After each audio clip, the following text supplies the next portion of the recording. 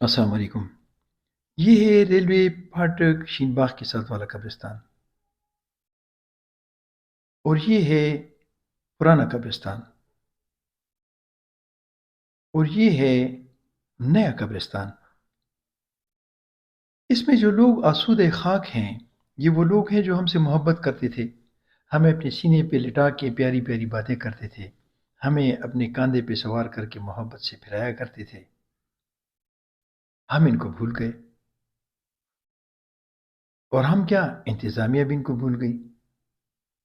بس ہمارے لیے اتنا ہی سبق کافی ہے کہ کل ہمارا بھی یہ حال ہونا ہے۔